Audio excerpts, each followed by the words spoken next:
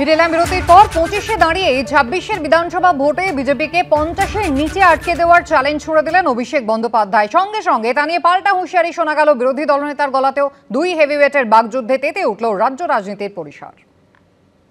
2021-এ তো বিজেপির চাকাটা 77-এ আটকে গেছিল, এবার 50-এর নিচে থাকবে কথা দিয়ে গেলাম। 2026-এর লড়াই ডায়মন্ড হারবার ফলতা সব হারাবো, তার আগে প্যাকেট করবো ওকে আর জাহাঙ্গীর। আসছে বিধানসভা ভোট, চড়ছে রাজনৈতিক বাগযুদ্ধের পারদ, আর সেই লড়াইকে অন্য মাত্রা দিয়ে বুধবার ফের সম্মুখ সমরে অভিষেক বন্দ্যোপাধ্যায় এবং শুভেন্দু অধিকারী। আগে বিজেপির রাহুর দশা চলছিল, শনির দশা, আর এখন কেতুটা গিয়ে কেতু আর শনির দশা সংযোজিত হয়েছে। জবে থেকে গেছে সব নির্বাচন হেরেছে। ওর কথার উত্তর দিতে হবে কেন? ও যার আলোকে আলোকিত, ওর পিসি মমতা ব্যানার্জিকে আমি হারিয়েছি। কার কত দম তা নিয়ে সরাসরি সংঘাতে দুই হেভিওয়েট। নন্দীগ্রাম নাম থাকলে ওর পিসি দিদি থেকে দিদিমা হতো, জীবনে মুখ্যমন্ত্রী হতো না। মমতা ব্যানার্জি নিজের দমে মুখ্যমন্ত্রী হয়েছে। তোমাকেও বলে রাখি, তুমি দাদা থেকে কাকু, কাকু থেকে জেঠু, আর জেঠু থেকে দাদু হবে। তৃণমূল কংগ্রেসকে মানুষের হৃদয় থেকে আগামী 50 বছর বাংলার মাটিতে সরাতে পারবে না। বুধবার দক্ষিণ 24 পরগনার সাতগাছিয়া থেকে মোদী সরকারের বিরুদ্ধে চাঞ্চল্যকর অভিযোগ তুলেছেন অভিষেক বন্দ্যোপাধ্যায়। আমি কেন ডায়মন্ড হারবারের 76,000 প্রবীণ নাগরিককে শ্রদ্ধার্ঘ্য দিয়েছি? বিজেপি থেকে ইনকাম ট্যাক্স থেকে চিঠি পাঠানো হয়েছে। 2025 সালের দুর্গাপুজো অর্থাৎ আজ থেকে 2-3 মাসের মধ্যে এই চিঠির কপি 76,000 মানুষের বাড়িতে আমি পাঠাবো, যে আমি আপনাদের পরিষেবা দিতে চাই, আমাদের সরকার আপনাদের পরিষেবা দিতে চায়, আর বিজেপি বাধা সৃষ্টি করে ও পাঠাক, ডায়মন্ড হারবার পাঠাক, ওকে ওর জাহাঙ্গীরকে প্যাকেট করা হবে। এখনই তরজার আছে ফুটছে রাজ্য রাজনীতি।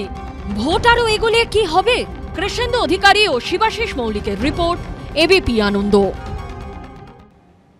জয়কে দিয়ে আমি আলোচনা শুরু করবো এই পর্বে। জয়, একেবারে একটা কালীগঞ্জ বিধানসভা উপনির্বাচন যেখানে একেবারে কিন্তু দেখা গেল বিজেপির ভোট পার্সেন্টেজ এক ধাপে 3% পড়ে গেল। হিন্দু ভোট টার্গেট, হিন্দু ভোটকে একজোট করতে হবে, বিরোধী দলনেতা স্পষ্ট করে দিয়েছেন। বিজেপির এজেন্ডা একেবারে পরিষ্কার, কিন্তু কোথাও সেই হিন্দুত্বই বারবার ধাক্কা খাচ্ছে না তো? না, একদমই না। উপনির্বাচনের ক্যালকুলেশন যদি দেখেন, আমরা রীতিমতো অঙ্ক কষে দেখে নিয়েছি যে হিন্দু ভোট যেটা কনসলিডেট হওয়ার কথা সেটা অ্যাবসলিউটলি কনসলিডেট আছে। 70% হিন্দু ভোট আমাদের দিকে আছে, এটা গেল এক। দ্বিতীয়, আমরা যেটা বারবার অভিষেক বন্দ্যোপাধ্যায় বলছেন যে এই করবে ওই করবে, প্রথম কথা বলে দিই যে আপনি প্যারাশুট নেতা, আপনি বুথের সংগঠন কোনোদিন করেননি। আপনাকে ডাইরেক্ট আপনার পিসিমা টিকিট দিয়েছিল, আপনি জিতে সাংসদ হয়েছেন, নেতা হয়েছেন। পয়েন্ট ইজ, আজকে যে পিসি বা যে মুখ্যমন্ত্রীর কথায় আপনি এরকম কথা বলছেন যে জোরে, সেই মুখ্যমন্ত্রীকে হারিয়েছেন, সিটিং চিফ মিনিস্টারকে হারিয়েছেন শুভেন্দু অধিকারী। তো সেই শুভেন্দু অধিকারীর সঙ্গে পাঙ্গা কেন নিতে যাচ্ছেন? দ্বিতীয়, দলের নিরিখে যদি আসি, সিটের নিরিখে আসি, যে দল 3 থেকে 77 হয়েছে সেই দল কেন 77? অবভিয়াসলি আমি আবার যদি 2024-এর হিসাব ধরি, সেখানেও কিন্তু লিডে যে আছে বিজেপি, সেটা ইটস অ্যাবাভ 100। তো ওই জন্যই বলছি যে 2026-এর নির্বাচন, আমি বলছি বর্তমানে বিধানসভায় বিধায়ক সংখ্যা কত?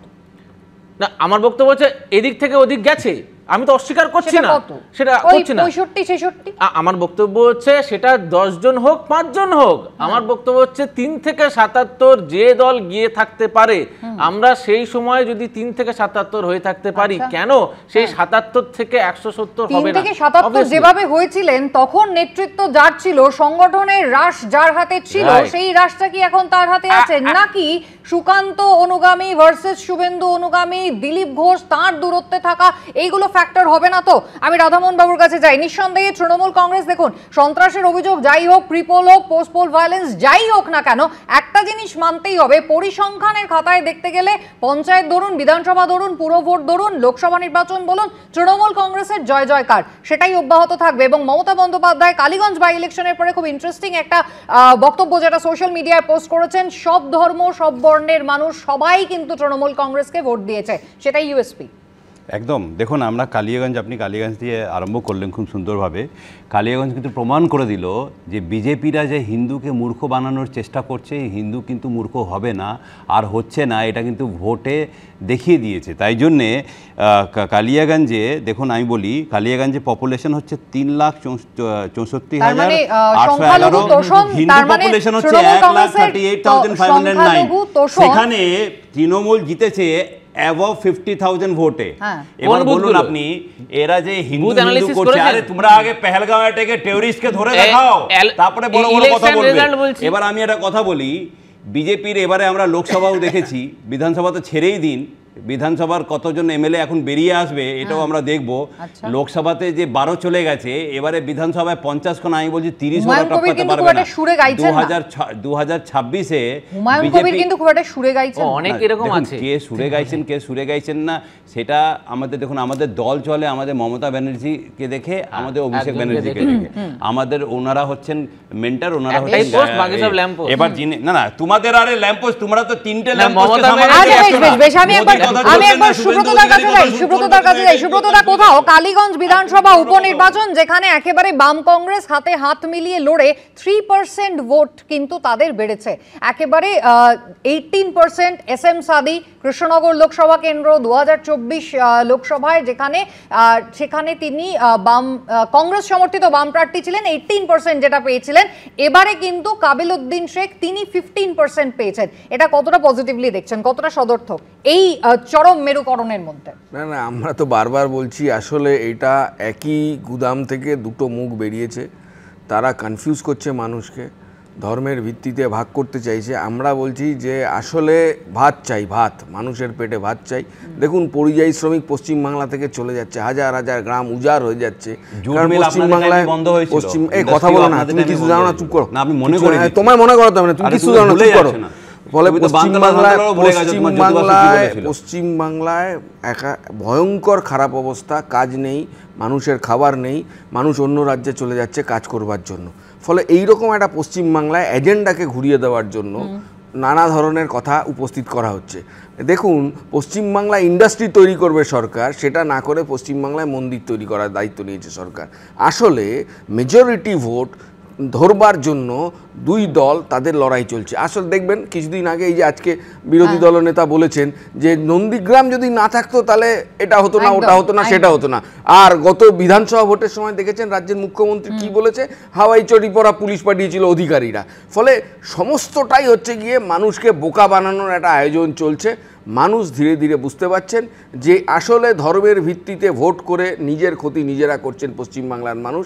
নিশ্চিতভাবেই তৃণমূল কংগ্রেসকেও যারা ভোট দিয়েছেন এই কালীগঞ্জের ভোটে, তারা কি মনে করেছিলেন যে তামান্নাকে খুন করার রাইট দিয়ে দিলাম ভোট দেওয়ার মধ্যে দিয়ে? তা তো নয়। বেশ, ভোটের বাক্সে অবশ্যই মানুষজন কার উপরে ভরসা রাখবেন তার জন্য তো আমাদের 26 পর্যন্ত অপেক্ষা করতে হবে, কিন্তু আর 24 ঘন্টাও বাকি নেই। আগামীকাল জগন্নাথ দেবের রথযাত্রার ইতিমধ্যেই যুযুধান কিন্তু শাসক বিরোধী দুপক্ষই আগামীকাল পথে নামবে। দীঘায় জগন্নাথ মন্দির উদ্বোধনের পর বাড়ি বাড়ি দুয়ারে রেশন প্রকল্পের মাধ্যমে প্রসাদ পৌঁছে দেওয়ার ঘোষণা করেছিলেন মমতা বন্দ্যোপাধ্যায়। আর এবার পুরীর জগন্নাথ ধাম থেকে মহাপ্রসাদ এনে তা বিতরণের কথা বলছেন শুভেন্দু অধিকারী। উঠেছে হালাল মিষ্টির প্রসঙ্গ, আর এই নিয়ে রথযাত্রার আগে তুঙ্গে উঠেছে চাপানুতর। আগামী দিন আমরা চেষ্টা করব এই মন্দিরের ছবি এবং একটু করে প্রসাদ হলেও সামান্য সববার বাড়ি বাড়ি পৌঁছে দেওয়া সারা পশ্চিম বাংলায়। 5 দিন ধরে পুরীর মহাপ্রসাদ হবে, গজা পেড়া না, আব্দুল চাচার হালাল মিষ্টি না। এ যেন তৃণমূলের রথ বনাম বিজেপির রথ। জগন্নাথ দেবকে ঘিরেও রাজনীতির আমরাওরা। পুরীর জগন্নাথ দেবের প্রসাদ বনাম দীঘার জগন্নাথ দেবের প্রসাদ। মমতা বন্দ্যোপাধ্যায়ের ঘোষণা মতো রাজ্য জুড়ে বাড়ি বাড়ি দীঘার জগন্নাথ মন্দিরের প্রসাদ পৌঁছে দিতে শুরু করেছেন তৃণমূলের নেতা মন্ত্রী জনপ্রতিনিধিরা। বুধবার পাল্টা পুরীর মন্দির থেকে আনা জগন্নাথের মহাপ্রসাদ খাওয়ানোর ঘোষণা করলেন শুভেন্দু অধিকারী। 3টের সময় পুরী থেকে মহাপ্রসাদ আসছে, আমাদের গৌরাঙ্গ মহাপ্রভুর মন্দির তমলুক, ওখান থেকে বিতরণ শুরু হবে। 5 দিন ধরে পুরীর মহাপ্রসাদ হবে, গজা পেড়া না, আব্দুল চাচার হালাল মিষ্টি না। তৃণমূলের বিরুদ্ধে লড়তে যাচ্ছিলেন, সেটা হারতে হারতে দিশাহীন এরপরে ভগবানের বিরুদ্ধে লড়তে শুরু করে দিয়েছেন। আর আজব কথা, পুরীতে জগন্নাথ দেব আছেন বলে দীঘায় জগন্নাথ দেব থাকবেন না, এটা কোনো কথা হলো? সেখানে যে জগন্নাথ দেবের মন্দির হয়েছে, লক্ষ লক্ষ মানুষ আসছে, জগন্নাথ দেবের বিরোধিতা যারা করতে যাচ্ছেন তো বুঝতেই পারছেন জগন্নাথ দেবের রোষে পড়লে কি হালটি হবে। তৃণমূল ও বিজেপির সৌজন্যে বঙ্গ রাজনীতির পাকে চক্রে এখন ঢুকে পড়েছে জগন্নাথ দেবের প্রসাদও। যাদের চাকরিগুলো চুরি হয়ে গেল তাদের অ্যাপয়েন্টমেন্ট লেটারটা বাড়িতে পৌঁছানো যাবে না, প্রসাদ আপনার বাড়িতে পৌঁছে যাবে। নির্লজ্জ একটা প্রশাসন, তার বিরোধী দলনেতা উভয়ই যৌথভাবে এই রাজ্যে ধর্মীয় মেরুকরণের তাস খেলে এই বাংলাটাকে তছনছ করে দিতে চাইছে। সব মিলিয়ে রথের মেলার মতোই রথের রাজনীতিও জমে উঠেছে পশ্চিমবঙ্গে। বিক্রম চক্রবর্তী, মুন্না আগরওয়াল ও অনির্বাণ বিশ্বাসের রিপোর্ট, এবিপি আনন্দ।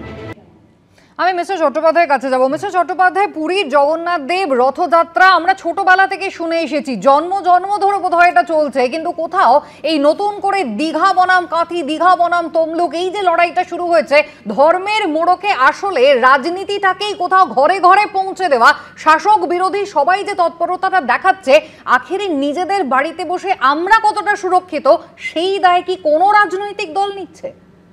দেখুন, আমরা ভারতীয়রা সেকুলারিজমে বিশ্বাস করি। আমাদের কনস্টিটিউশনের আপনার ফান্ডামেন্টাল এর মধ্যেই রয়েছে সেকুলার। এখানে কথা হচ্ছে যে জগন্নাথ ধাম, সবসময় মনে রাখবে জগন্নাথ ধাম আর পুরীর মন্দির তফাৎ আছে। ধাম আমাদের রিলিজিয়াস বিশ্বাস বহু দিন থেকে চলে আসছে, সেই ধামকে আপনি চেঞ্জ করতে পারেন না। আপনি গজপতির, পুরীর যদি গজপতির লাস্ট উইকের স্টেটমেন্ট দেখেন, সেখানে দেখবেন এই যে ইসকন একটা সংস্থা, এবং ইসকনের যে ব্যাকগ্রাউন্ড যদি দেখেন তার মধ্যে অনেক কিছু গণ্ডগোল আছে। এবং সেখানে শুনুন, জাস্ট বলতে দিন, সেখানে আপনি ইসকন এই যে সানযাত্রা, আপনি সানযাত্রা নিয়ে গজপতির কোশ্চেন করেছে, কারণ আমরা তিথি অনুযায়ী কাজ করি। আমাদের হিন্দু ধর্মের অনেক তিথি, রীতিনীতি, আচার আচরণ মেনে চলি, সেগুলোকে আপনি অ্যামেন্ড করতে পারেন না, আপনি অ্যামেন্ড করতে পারবেন না। বৈষ্ণব মাতা এক জায়গায় কাটরাতে আছে, কিন্তু বৈষ্ণব মন্দির আপনি ভারতবর্ষে অনেক বৈষ্ণব মন্দির আছে, কিন্তু আপনার যেটা মেন ধাম, সেই ধামটাকে আপনি মেলাইন করতে পারেন না। এখন কথা হচ্ছে এই যে পলিটিক্যাল দ্বন্দ্ব, ধর্মটা এই যে পলিটিক্যাল দ্বন্দ্ব করে আমাদের ধর্মের জায়গাটাকে কোথায় নিচে নামে নিয়ে এসছে, এবং আমাদের বিশ্বাস যে অন্ধবিশ্বাস যে ভারতবর্ষ আমাদের সংস্কৃতি, যেটা একটা সেই সংস্কৃতির উপর আঘাত আসছে না তো? একদম। আমি এই জায়গায় রাধামোহন বাবুর কাছে যাবো। রাধামোহন বাবু, পিতৃপক্ষে দুর্গাপুজোর সূচনাই বলুন আর দীঘাতে জগন্নাথ মন্দিরই বলুন, সাধারণ মানুষ যাদেরকে একেবারে ঘরে ঘরে মুখ্যমন্ত্রী মমতা বন্দ্যোপাধ্যায় সামাজিক প্রকল্প পৌঁছে দিয়েছেন, আবাল বৃদ্ধ বনিতার জন্য সব রকমের সাহায্যের হাত তিনি বাড়িয়ে দিয়েছেন, পুলিশকে নিরপেক্ষ থাকতে বলছেন, এত কিছু সত্ত্বেও এই জগন্নাথ দেবকে নিয়ে, এই রথের রশি টানা নিয়ে, এই রাজনীতি, ঘরে ঘরে দুয়ারে রেশনের মাধ্যমে প্রসাদ পৌঁছে দেওয়া, এই রাজনীতিটার প্রয়োজন কতটা রয়েছে? না দেখুন, আমরা কিন্তু ধর্ম নিয়ে রাজনীতি করি না, ধর্ম নিয়ে রাজনীতি বিজেপিরা করে। তাই জন্য দেখুন আপনি কালিয়াগঞ্জ থেকে অযোধ্যা, বদ্রীনাথ, অযোধ্যাতে রামের জায়গা, অযোধ্যাতে বিজেপিরা হেরে গেছে, বদ্রীনাথে বিজেপিরা হেরেছে, কিন্তু মমতা বন্দ্যোপাধ্যায় নেমেছেন এবং জনসংযোগ করেছেন। পশ্চিমবঙ্গের মানুষ কিন্তু ভীষণ রাজনৈতিক সচেতন। হ্যাঁ, এবার আমি বলি আপনাকে, আমরা ধর্মীয় রাজনীতি করি না। আমরা এই যে আমাদের যে দীঘাতে যে জগন্নাথ মন্দির হয়েছে, এটাতে মানে প্রবলেমটা কোথায় আমি বুঝতে পারছি না। বিজেপিরা কি ভয় পাচ্ছে? কেন বিজেপির কাছ থেকে তখন হিন্দু ভোটও সরে যাচ্ছে। আচ্ছা, আপনি দেখেন কালিয়াগঞ্জেও Hindu voter maximum, literacy rate maximum, তারাও আমরা জিতেছি। এবার আপনি অযোধ্যায় চলে যান, 2024-এ অযোধ্যা যেখানে রামের জায়গা, সেখানেও বিজেপি হেরে গেছে, সেখানে তো হিন্দু আছে, সেখানে তো দেখুন, তাহলে একটা জিনিস কিন্তু প্রমাণিত যে অযোধ্যায় রাম মন্দির করেও কিন্তু 2024-এ ডিভিডেন্ড কুড়োতে পারেনি বিজেপি। তাহলে তারপরে দীঘার জগন্নাথ মন্দির 2026-এ তৃণমূল কংগ্রেসের ভোট বাক্সে কতটা ফল দেবে সেই প্রশ্ন তো থাকবে। জনগণের জন্য মন্দির, এটা কিন্তু আমরা রাজনীতি করার জন্য করিনি। রাজনীতি করতে কারা? রাজনীতি করতে যারা ঠিক যে অবস্থায় পশ্চিমবঙ্গে কালিয়াগঞ্জের মতো একটা বিভৎস ঘটনা ঘটে গিয়েছে, গণতন্ত্রের উৎসবের দিনে কালিমালিপ্ত হয়েছে 23শে জুন, এই তারিখটা 2025 সাল, লোকে বোধহয় বছরের পর বছর এই তারিখটা মনে রাখবে। ঠিক তার পরের দিন মমতা বন্দ্যোপাধ্যায় তিনি পৌঁছে যাচ্ছেন দীঘাতে, উৎসব পালন করতে চলেছে পশ্চিমবঙ্গের মানুষ। ভাববার জায়গা নয়? আমাদের রাজ্যের মুখ্যমন্ত্রী মানুষের সবের ওপর দাঁড়িয়ে উৎসব করেন, এটাই ওনার রীতি। এবং এখন প্রতিযোগিতা চলছে হিন্দু ধর্মের রক্ষককে শুভেন্দু না মমতা। ভাবটা এইরকম যে ওদের আগে পুরীতে রথের যাত্রা হতো না, ওরাই প্রথম হচ্ছে গিয়ে রথযাত্রা চালু করেছে। এই সমস্ত একটা আয়োজন যে রিপ্রেজেন্টেশন নিতে চাইছে, এটা আসলে এজেন্ডাকে ঘুরিয়ে দেওয়ার জন্য। দেখুন, পশ্চিমবাংলা একটা ভয়ঙ্কর পরিবেশ তৈরি হয়েছে। শয়ে শয়ে মহিলাদের এখান থেকে পাচার করে দেওয়া হচ্ছে অন্য রাজ্যে, ছেলেদের কাজের জন্য চলে যেতে হচ্ছে অন্য রাজ্যে, আর ও ওখানে দীঘায় গেছে হচ্ছে গিয়ে মন্দির করতে সরকারি টাকায়। কেন সরকারি টাকায় মন্দির হবে? তাহলে সরকারি টাকায় যদি মন্দির হয়, তাহলে সরকারি টাকায় বৌদ্ধ স্তূপ হবে, তাহলে সরকারি টাকায় হচ্ছে গিয়ে খ্রিস্টানদের উপাসনালয় হবে। সরকারি টাকায় কেন সরকারি টাকায় কারখানা তৈরি করা হবে না, যেখানে বেকার যুবকদের কাজ হবে, পশ্চিমবাংলার ছেলেরা কাজের জন্য বাইরে চলে যাবে না? কী কারণে হচ্ছে হিউম্যান ট্রাফিকিং আটকানোর জন্য পশ্চিমবাংলার প্রশাসন ভূমিকা পালন করবে না? কী কারণে হচ্ছে গিয়ে পুলিশরা মহিলাদের নিরাপত্তা দেওয়ার জন্য ভূমিকা পালন করতে পারবে না? কী কারণে হচ্ছে গিয়ে সরকারি হাসপাতালে ডিউটিরত অবস্থায় চিকিৎসককে খুন করা হবে, ধর্ষণ করা হবে? এই কোনো প্রশ্নের উত্তর আপনি যাতে আলোচনায় না আনতে পারেন, সেই কারণে এই অশুভ তরজা চালু হয়েছে। আরে ভাই, রেশন দিয়ে তুমি হচ্ছে গিয়ে চাল দাও ভালো, তার ব্যবস্থা নেই, তুমি প্রসাদ দেওয়ার আয়োজন করছো। তুমি ঘরে ঘরে কাজের ব্যবস্থা করো, তার আয়োজন নেই, তুমি হচ্ছে গিয়ে প্রসাদ দেওয়ার ব্যবস্থা করছো, প্রসাদ দিন না, অসুবিধা নেই, কিন্তু বাকিগুলো দিন। এই জগন্নাথের রথযাত্রা উপলক্ষে একাধিক কর্মসূচি রয়েছে, বিরোধী দলনেতারও রয়েছে। পাশাপাশি আগামীকাল জগন্নাথ দেবের রথযাত্রা, সেই উপলক্ষে পশ্চিমবঙ্গে সাজো সাজো রথ। দীঘায় নবনির্মিত জগন্নাথ মন্দিরের রথযাত্রা তদারকির জন্য গতকালই পৌঁছে গিয়েছেন মমতা বন্দ্যোপাধ্যায়। তার আগে শুভেন্দু অধিকারীর গড় বলে পরিচিত কাঁথির রাস্তায় জনসংযোগও সেরেছেন তিনি। সূত্রের দাবি, রথযাত্রার আগে বৃহস্পতিবার দীঘার জগন্নাথ মন্দিরে নেত্র উৎসবে যোগ দেবেন মমতা বন্দ্যোপাধ্যায়। আগামীকাল সোনার ঝাড়ু দিয়ে রাস্তা পরিষ্কার করে রথের রশিতে টান দিয়ে রথযাত্রার সূচনা করবেন মুখ্যমন্ত্রী। আর অন্যদিকে শুভেন্দু অধিকারী একাধিক কর্মসূচি তারও রয়েছে আগামীকাল। কলকাতা থেকে দীঘা রথযাত্রাকে কেন্দ্র করে কার্যত পোস্টার ব্যানারে ছেয়ে দিয়েছে তৃণমূল এবং বিজেপি। কোথাও দীঘার মন্দির এবং মমতা বন্দ্যোপাধ্যায়ের ছবি দিয়ে তৃণমূলের পোস্টার, আবার কোথাও পুরীর জগন্নাথ মন্দিরের ছবি দেওয়া পোস্টার, তাতে নরেন্দ্র মোদী, শুভেন্দু অধিকারীর ছবি। কোলাঘাট থেকে নন্দকুমার, কাঁথি, সর্বত্রই এক জিনিস।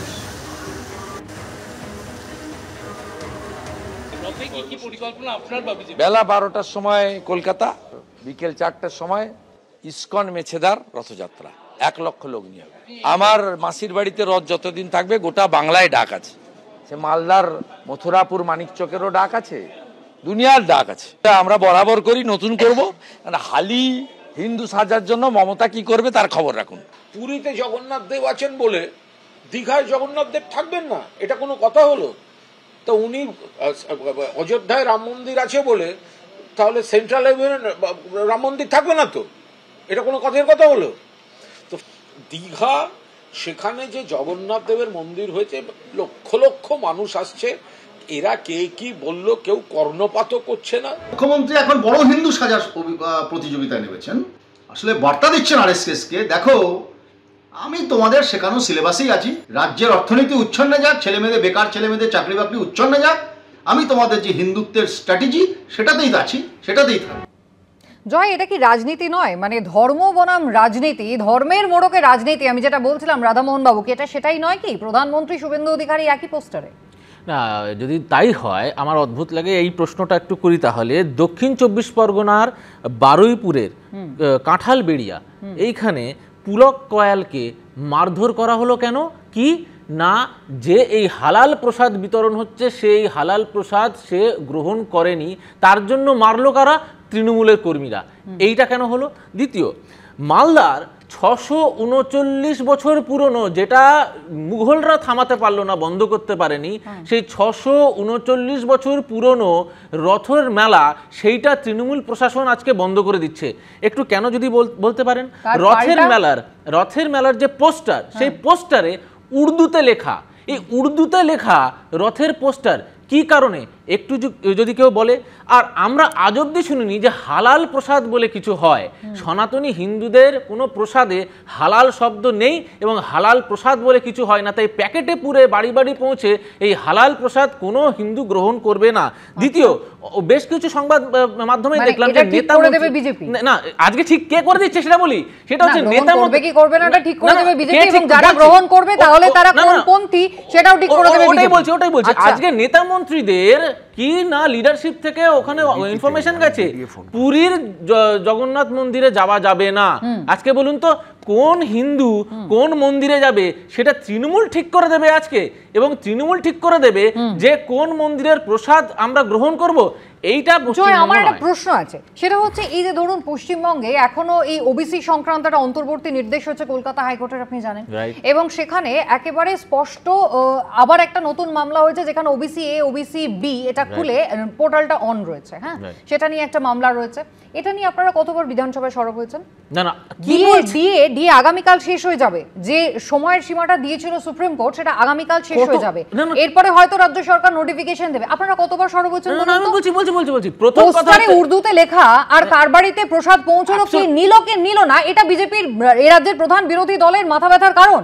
না না না, সেই জন্য কেন্দ্রে যখন একটা সার্কুলার আসছে যে this is the list of OBC, সেই ওবিসির তালিকাটাকে মডিফাই করে সেইখানে শুধুমাত্র মুসলিমদের ঢুকিয়ে দেওয়া এবং সেই ওবিসির তালিকাতে অ্যাড অন করে সেই মুসলিমের তালিকা বড় করে দেওয়া। এই বিধানসভায় কই একবারও বললেন না তো? কি বলছে এই যে ওবিসি এ ওবিসি বি টা নিয়ে কই একবারও বললেন না তো? বিরোধী দল চুপটা তো হিন্দিতে লিখেছিলেন, শাসক দল তো আবার তাই নিয়ে সরব হয়ে গেল যে আপনারা ওয়াকআউট করলেন, বাইরে বসলেন, চুপটা আবার হিন্দিতে লিখেছিলেন।